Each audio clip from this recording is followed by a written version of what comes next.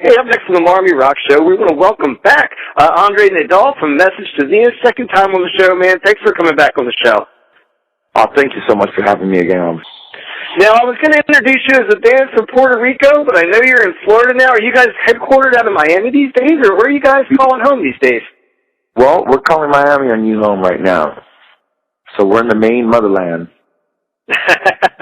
So the reason we wanted to have you on the show, man, is a great new single out from you guys called Over and Done. So let's talk about the single a little bit. First of all, it looks like it's doing pretty well in a couple charts out there. It is. It's taken off pretty good. It's been getting a lot more spins than The Hollow in the beginning. It's a cool song. It's a lot of fun to record that song. We did a lyric video not too long ago that's available. We also recorded a music video for it about 2 weeks ago, and that should be done within the next week or so.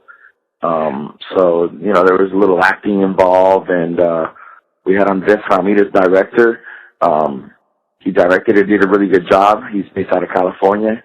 And, yeah, so let's see what happens with the song. Now, last I checked, that thing was actually number 52 on Billboard's Mainstream Rock and moving right on up. That's amazing. So congratulations on that. Do you watch the charts at all? I tend not to. Personally, I don't look at that too much because it really distracts me, and I get really overwhelmed, to be completely honest with you. So John, the guitar player, and everybody just gives me an update every week. I try not to pay too much attention to it because I just like to stick to a super reality level.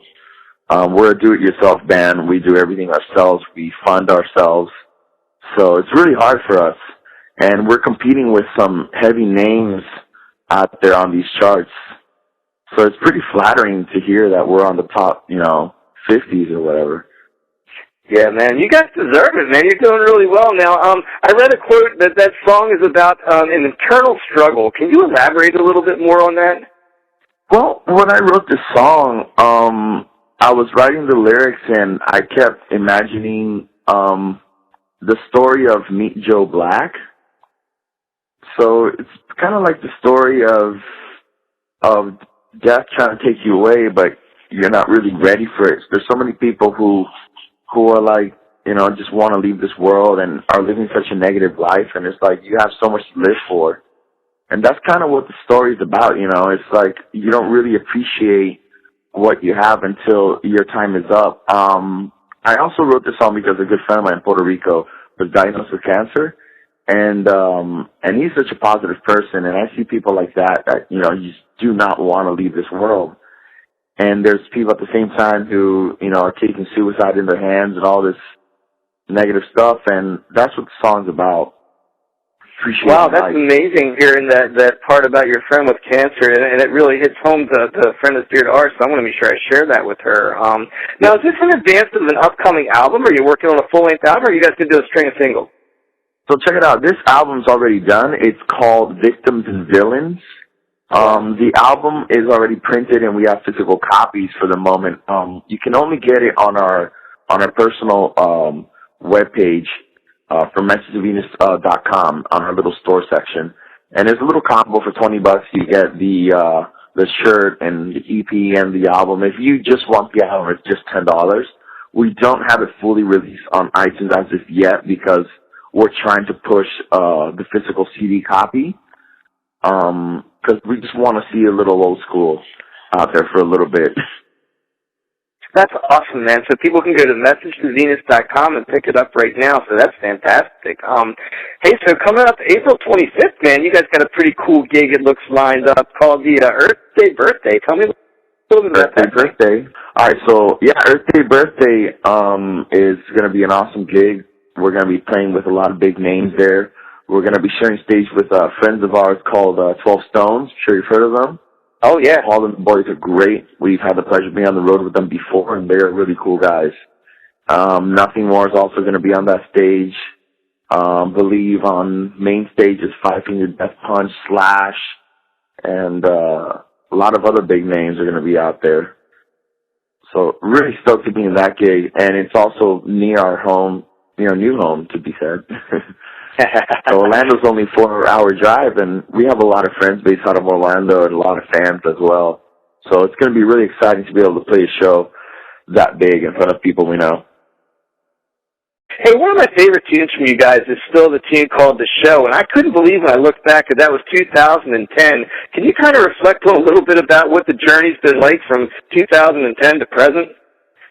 Wow, from 2010 to now, these past 5 years have been pretty much a roller coaster, especially for the music industry. So much is changing in the music industry within the past 10 years, and I personally, as a musician, have really seen a huge impact of how it's like sales are just so different. Everything is just all about streaming now, and, you know, the technology of the internet and streaming has really changed the path of music and for musicians, and probably in a good way. So ever since the show, we've always been a fund-it-yourself, do-it-yourself band, and we're always busting each other's chops, and we made the decision, which was a huge leap, to leave Puerto Rico and to come to the mainland to be able to do more shows and to be more accessible for our booking agents to book us for more tours. So it's been a huge jump. It's not easy for us because we're not from here. We're from another island. So it's not like all these other bands who they have family to go to, they already have vehicles passed down to them, you know, or stuff like that.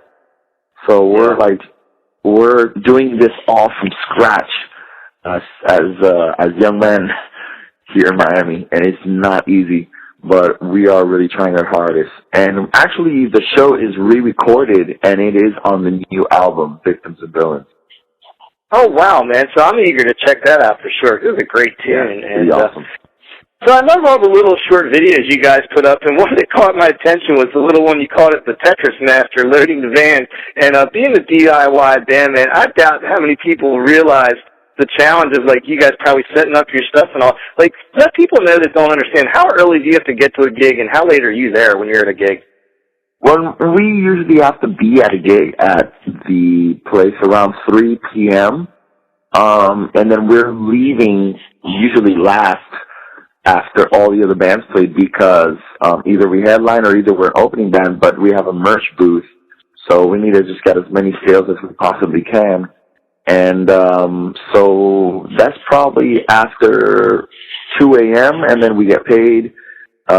Is the last thing that happens is the band gets paid, and that's after the bar settled up, that's after the money from front door has been counted. So we're spending a lot more than 8 hours sometimes at venues, and it's really not easy, but we do it because we love it. Yeah, I think a lot of people don't understand that that's a 12-hour day for a lot of bands. You know, the glamorous road life and all. And just watching you guys do the Tetris thing really, really brought it home for me.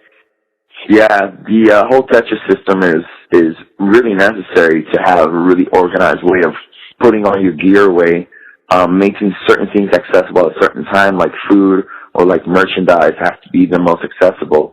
And also our gear is really expensive, so we need to make sure that's not slamming all over the place in the back while taking curves. So it is a little bit of a science.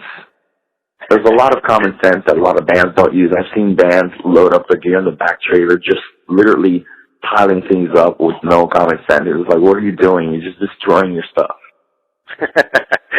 Well, yeah, man, I know you guys take great care with it. So, hey, tell me a little bit about the artwork, man. I like the artwork on your albums. The Victims and Villains cover looks very cool, and the new single. Is that somebody in the band, or is that an artist you guys hire?